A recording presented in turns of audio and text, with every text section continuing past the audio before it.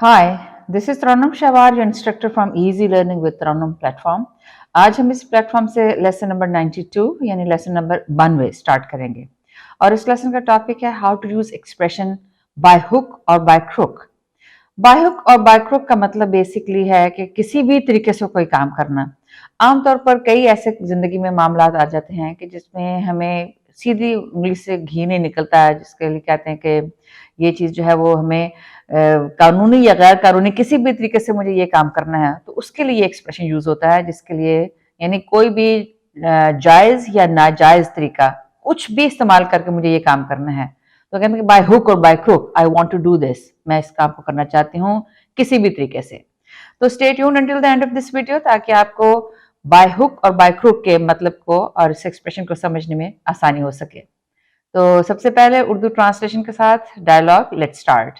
Ahmed, Rizwan is not working hard on his new project.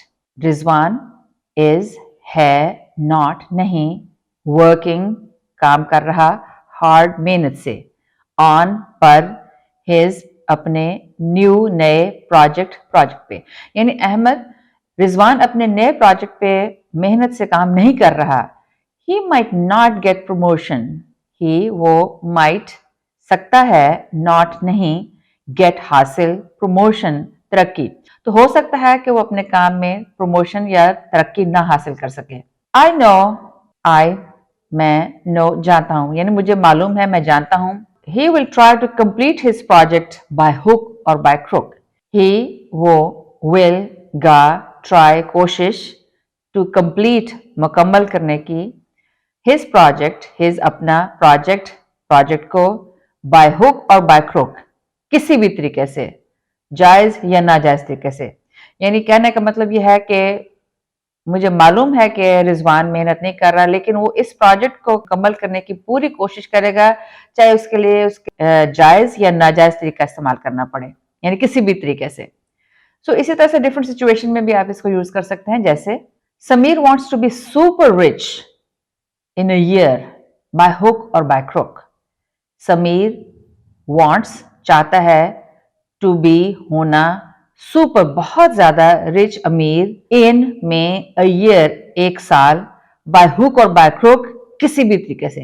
यानी समीर एक साल में बहुत ज्यादा अमीर होना चाहता है और वो इसके लिए कोई भी तरीका इख्तियार करने के लिए तैयार है, यानी जायज या नाजायज किसी भी तरीके से।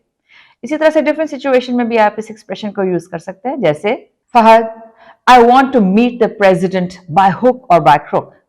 अहद, I मैं want to चाहता हूँ, meet मिलना, the president सदर को, by hook और by crook किसी भी तरीके से, यानी कोई भी जायज या नाजायज तरीका या सिफारिश या कोई भी तरीका ऐसा हो, मैं प्रेसिडेंट से मिलना चाहता हूँ। यानी अब प्रेसिडेंट से मिलना तो इतना आसान काम नहीं है, लेकिन कोई शख्स फहद से कह रहा है कि मुझे किसी भी तरीके से ये चीज अरेंज करके दो और मुझे प्रेसिडेंट से हर सूरत में मिलना है। इसी तरह से किसी और सिचुएशन में भी आप इसको यूज कर सकते हैं, जैसे द लॉयर वकील, ट्राइड कोशिश की, टू विन जीतने की, द केस उस केस को, बाय हुक और बाय क्रुक किसी भी जायज या नाजायज तरीके से।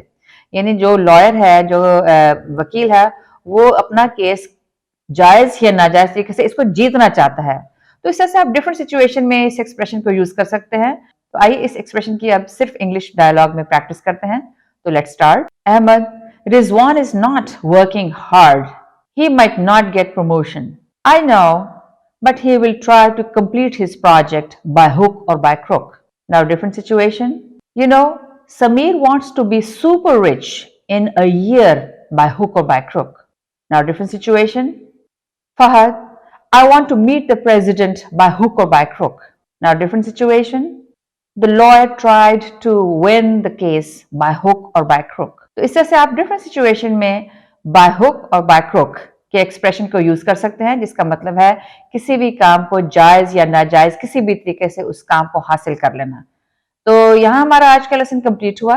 अगर आप अपनी इंग्लिश को इम्प्रूव करना चाहते हैं और नए टॉपिक्स के बारे में जानना चाहते हैं, तो मेरे वीडियो को लाइक कीजिए, शेयर कीजिए और मेरे चैनल को सब्सक्राइब कीजिए।